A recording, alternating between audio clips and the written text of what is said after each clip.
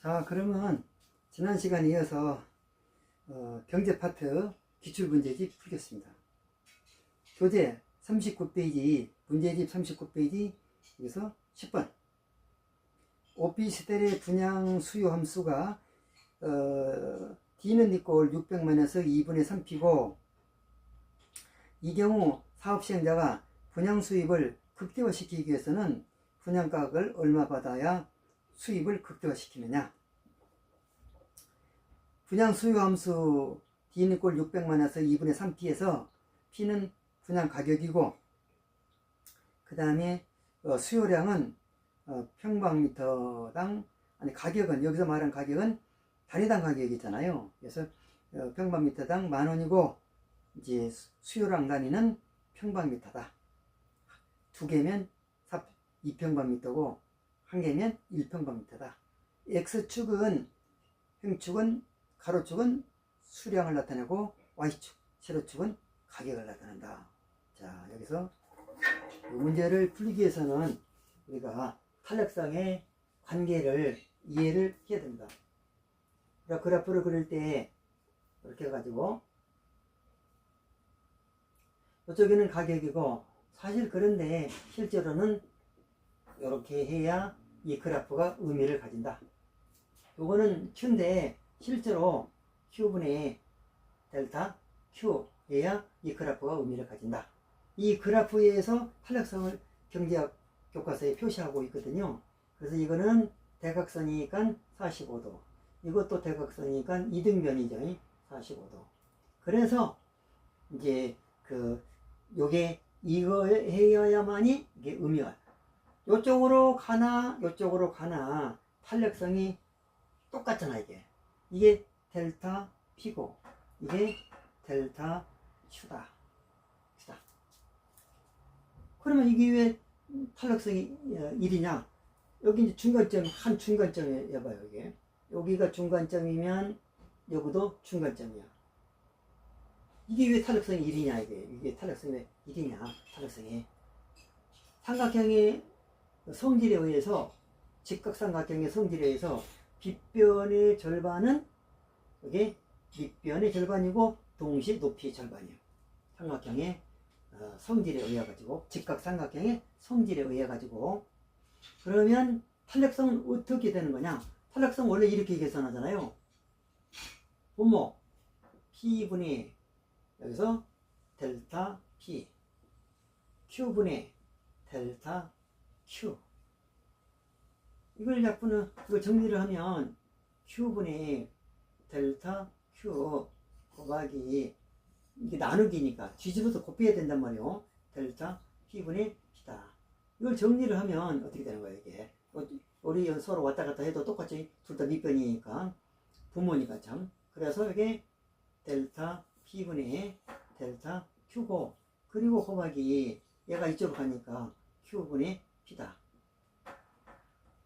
Q분의 P인데, 그래서 근데 이것이 지금 이거분의 이거고, 또 요거분의 또 이거고, 또 여기서도 이거분의 이거고, 다 이게 닮은 꼴이기 때문에 델타 P분의 델타 Q는 어느 점에 있어서나 같아. 이 점에 있어서 똑같아. 요거분의 요거니까 어느 점에 같아. 다만 가격이 여기에 있느냐 또 여기에 있느냐에 따라서, 또 한 중간에 있느냐에 따라서 달라진다 이거요. 한 중간에 있느냐에 따라 달라진다. 그러면 결과적으로 여기 이제 달라지기 때문에, 근데 이 탄력성을 가지고 이 문제를 푸는 데 있어서는 원래 가격이 여길 때 이거를 가르쳐주면, 그 가르쳐준 거를 대입해서 얘를 풀려면 문제가 그렇게 주어지지도 않고 되게 복잡해요. 지금 이게 지금 10번에 D는 이꼴 600만에서 2분의 3P인데, 이게 원래 가격이 P가 얼마였을 때 이 수요 함수가 이렇게 된 거냐? 모르잖아요. 그래서 이제 Q분의 P를 이 가운데 원점 놓고, 원래의 가격이 0, 원래의 수요량도 0, 이것도 0일 때고 이것도 0일 때의 삼각형을 가지고 판단을 해야 응? 이거분의 이거 가지고 판단할 수 있지. 그렇지 않으면 이거 어느 점인지를 다 일일이 나타내야 되기 때문에 그래서 복잡해요. 그래서 얘가 0이니까 똑같은 숫자니까 나눠버리면 얘가 1이 되는 거야. 결국 그래서 탄력성은 델타 P분의 여기서 델타 Q가 된다. 이게 탄력성이다. 이거예요. 그러면 탄력성이 거기니까 그럼 이제 어느 경우에 이제 그 가격 전략을 어떻게 세울 것이냐. 탄력성이 에라시티가 탄력성이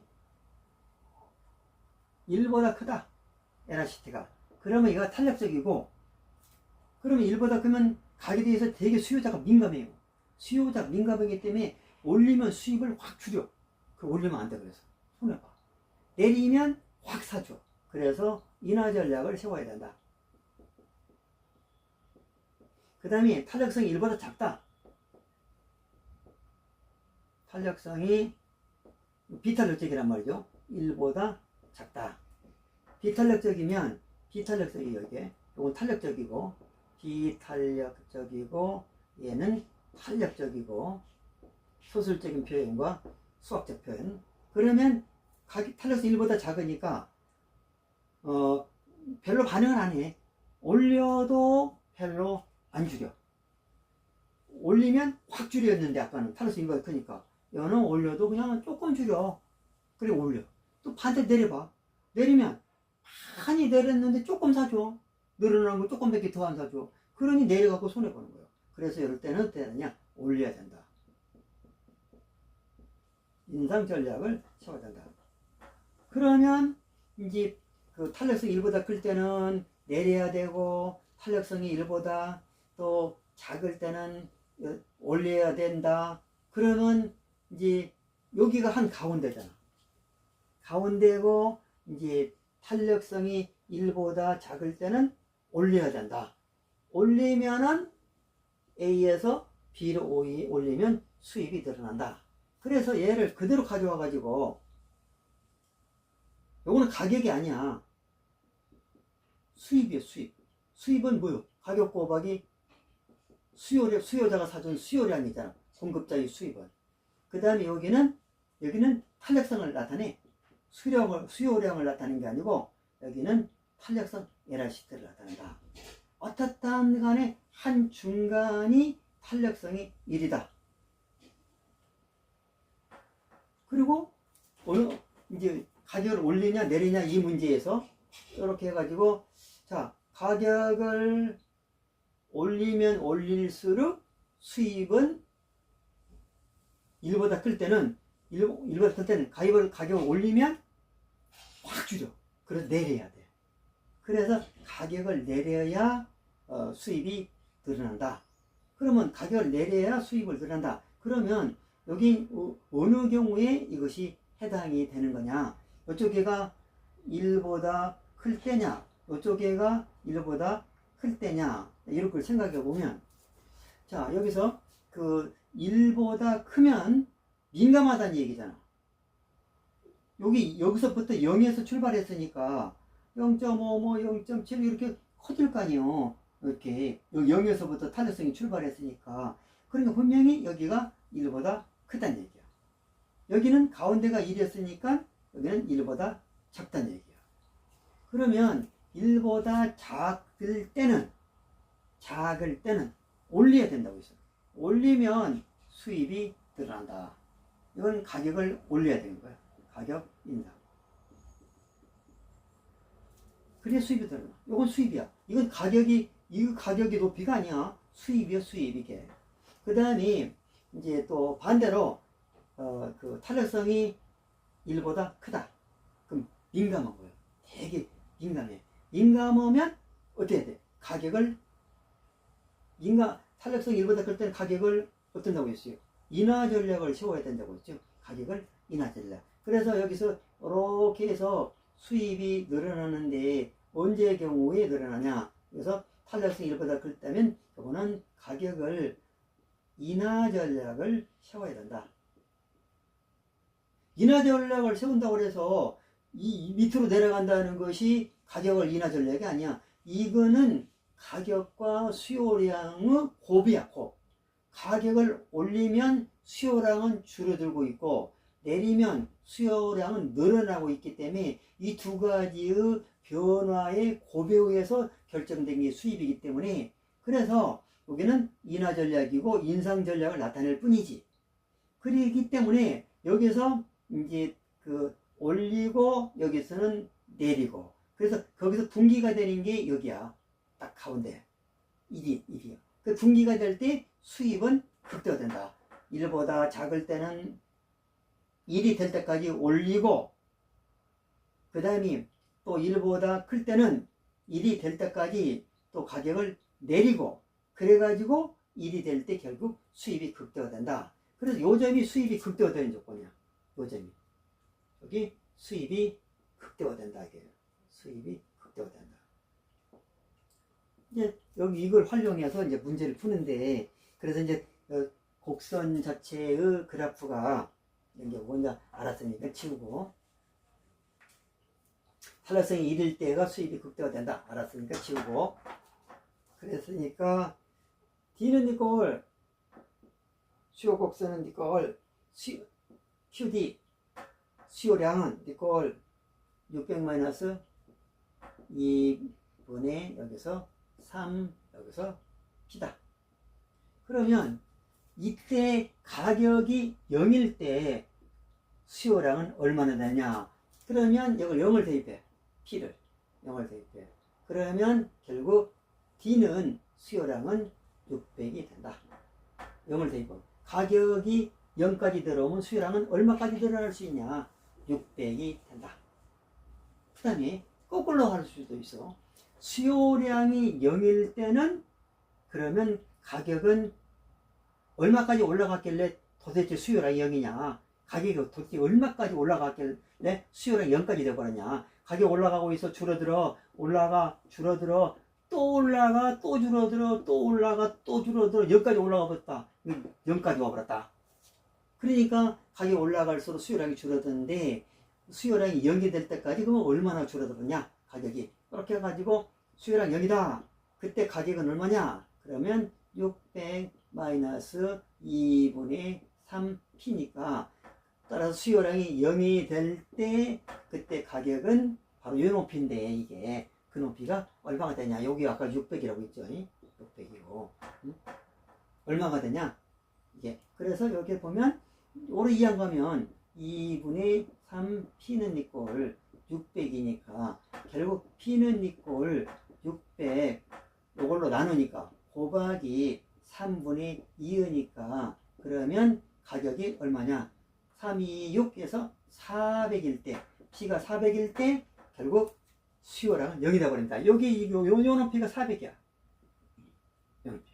따라서 그 이제 수요량이 얼마일 때냐면 탄력성이 1일 때 한 중간이니까 수요량은 300일 때 한 중간이니까 높이 한 중간 빗변의 중간은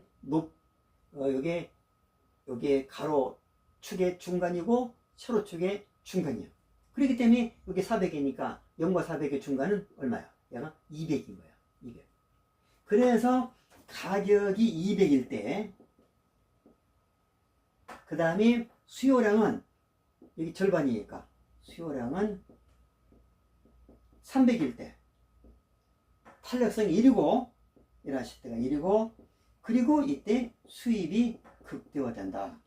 이렇게 말할 수 있어요. 그래서 이제 여기다가 이제 대입을 하면 돼. 가격을 대입하면 얼마예요? 가격을 대입하면 가격이 아까 얼마였어?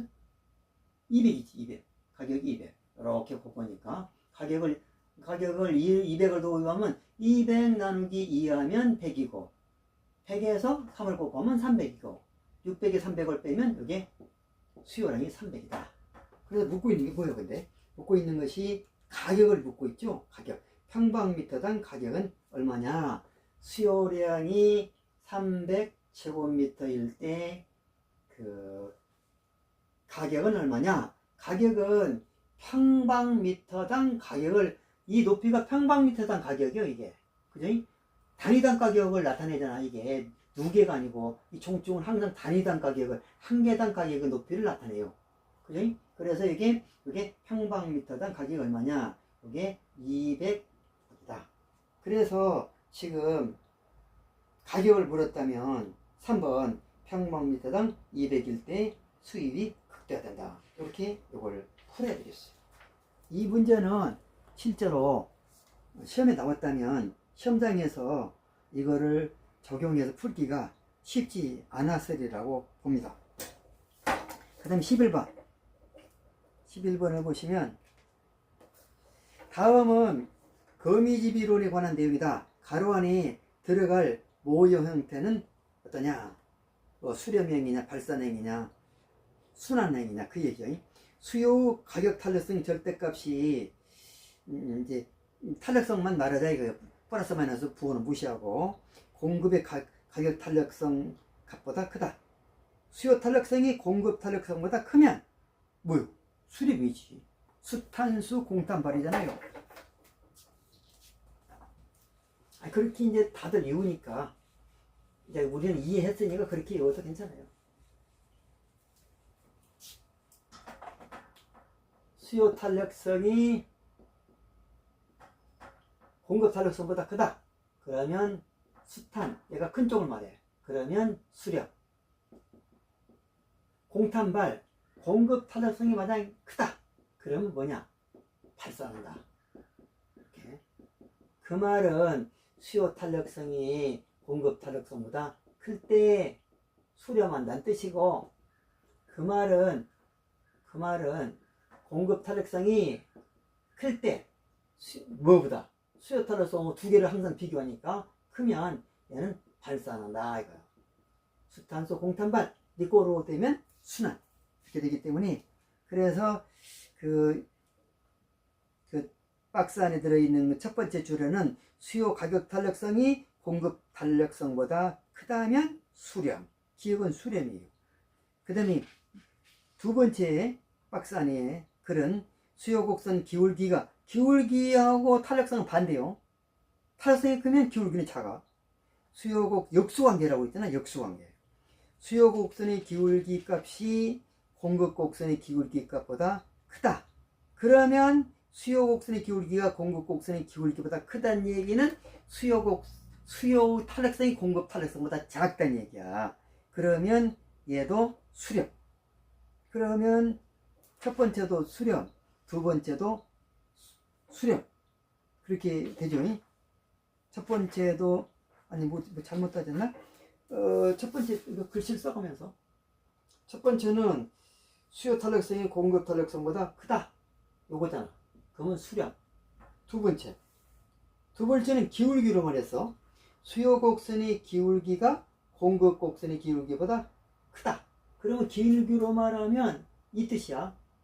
요것하고 수요 곡선의 기울기가 공급 곡선의 수요 곡선의 기울기 값이 공급 곡선의 기울기 값보다 크다. 그러면 수요 곡선의 탄력성은 공급 곡선의 탄력성보다 작다는 얘기야. 그래서 공급 탄력성이 크니까 공탄발이고 수탄수니까 수렴이고 그래서 이제 A 기역은 수렴이고 니은은 여기서 발산이다. 그러니까 기역은 수렴이고 니은은 발산은 2번이 되네. 그 다음에 또 3번 부동산 경기 순환과 경기 변동에 관한 설명으로 틀린 것은 이렇게 문제가 이제 40문제씩 주어지는데 결혼 40, 민법 40, 80문제에 2시간인가 이게 100분 참 2시간 온통 2시간이고 100분 1시간 40분 주어지는데 이렇게 이제 문제 구성이 시간이 많이 걸리는 문제도 있고 적게 걸린 문제도 있으니까 적게 걸린 문제에서 전략해서 많이 걸린 문제를 풀어야 되는데 많이 걸리는 것도 예지간이 많이 걸려야지 너무 많이 걸리면 차라리 안 푸는 것보다 못하죠. 자 12번 요건 이제 짤막하니까 부동산 경기 순환과 경기 변동에 관한 설명으로 틀린 것은 1번 부동산 경기 변동이라는 것은 부동산 시장이 일반 경기 변동처럼 상승, 하강, 올라갔다 내려갔다 국면이 반복되는 현상을 말한다. 이제 경기 변동 우리가 지난번에 교과서 경제 파트 배울 때 GDP 생산량이 전년도보다 평균치보다 많아지면 이제 확장 좋아진다고 말하고 이제 내려가면 적어진다고 말하는데 올라간 쪽에는 이제 회복이 있고 또 상승 상향 시장이 있고 내려간 데는 하향이 있고 수축이 있다. 이렇게 그러니까 경기 변동 지난번에 우리가 경제 파트 할 때 배웠잖아요. 이게 추세선이 이렇게 올라간다면 뭐의 추세선? GDP 그로스 도메스틱 프로스트. 자, 바닥을 찍고 회복이 된다 이거요.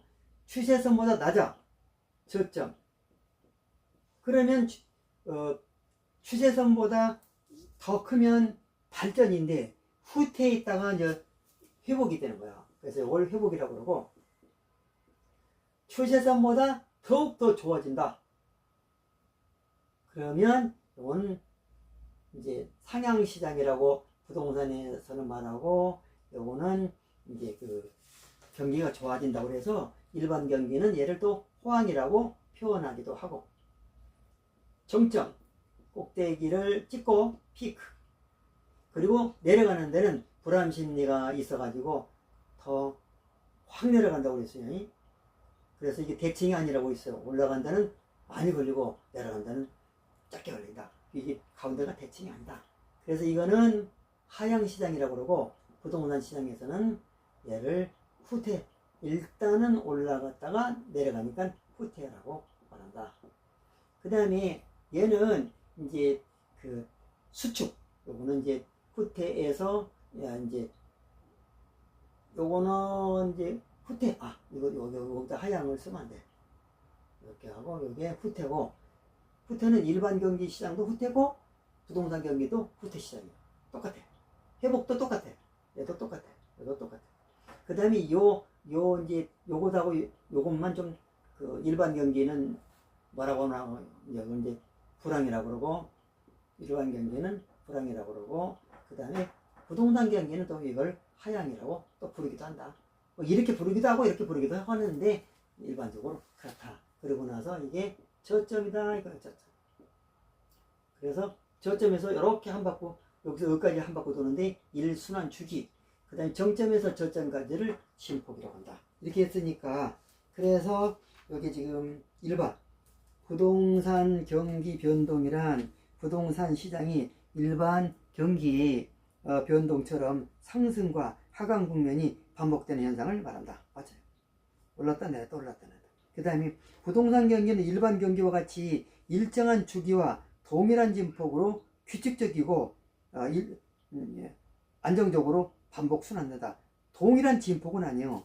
부동산 경기는 재건축 시장을 기준으로 해서 한 20년마다 이렇게 이제 한 바퀴 돈다고 그랬는데 20년에 재건축하면 호황 그리고 쭉 그 밑 이제 재건축 안 하고 있을 때는 여기 불황인데 그래서 이제 20년 주기고 일반 경기는 주로 그 일반 기업체에서 시설 투자 기간을 보통 시설 투자는 한번 하면 10년 주기로 한다. 그래서 10년이기 때문에 그래서 일순환 주기가 부동산 경기는 한 20년으로 보고 있고 그 다음에 일반 경기는 보통 기계 설비 투자 기간 이제 10년마다 기계 투자 설비를 하니까 그래서 10년 보기 때문에 진폭이 또 같고 주기가 같다고 볼 수는 없어서 얘는 틀렸어요. 3번 부동산 경기는 일반 경기에 비해서 저점이 깊고 정점이 높다. 순환 주기가 크니까 이렇게 파도를 치는데 일반 경기는 이게 짧으니까 그래서 이렇게 해서 이렇게 해갖고 짧으니까 내려갔다가 내려갔다. 따라서 이런 식으로 내려가니까 같이 올라갈 때도 있고 또 얘는 올라가는데 얘는 떨어질 수도 있고 얘는 떨어지는데 계속 올라가 있는 경우도 있고 얘는 떨어지는데 올라간 경우도 있고 그래서 일반 경기와 부동산 경기는 서로 상승과 하강이 일치하지 않게 됩니다. 순환 주기들이 저렇게 다르니까. 그래서 부동산 경기는 일반 경기에 비해서 저점이 깊고 정점이 높다. 맞아요. 순환 주기가 기니까 파도를 크게 친다는 거죠. 짝가하게 치는 게 아니고. 4번 부동산 경기는 부동산의 특성에 의해서 일반 경기보다 주기가 더 길 수 있다. 그렇죠. 20년마다 한 바퀴씩 도니까. 그 다음에 5번 회복시장에서 직전 국면 전의 저점의 거래 사례 가격. 회복이 여기잖아. 회복이 여기인데 여기잖아. 이게 지금 하향이잖아. 하향. 그래서 회복시장에 뭐라고 말하고 있냐면 직전 국면의 저점에 직전 국면이 하향의 저점, 이 저점에서의 가격은 현재 시점에서 여기쯤 와 있다면 여기쯤 와 있다면 여기쯤에 와 있다면 어차피 저점에 와 있지는 않잖아. 저점은 어떻게 하고 있으니까 여기쯤 와 있거나 여기서 따라서 여기쯤에 왔다면 가격이 이렇게 오른 건데 그죠? 이건 GDP의 사이클을 나타내고 있지만은 결국 GDP가 올라간다는 건 가격이 상승하는 과정에서 올라가는 거예요. 생산량을 늘린다는 건 가격이 올라가서 마진 남으니까 공급이 증가되는 거거든요. 그래서 이 시점에서 여기 가격은 하한, 이 시점에서 저점 가격은 하한. 그래서 샤오르는 거래 가격은 하한이 되는 경향이 있다. 얘는 맞아. 그렇게 해서 답은 지금 2번이 들고 이제 다른 건 다 맞아요. 조금 쉬었다가 13번 다시 하겠습니다. 여러분 수고 많이 했습니다.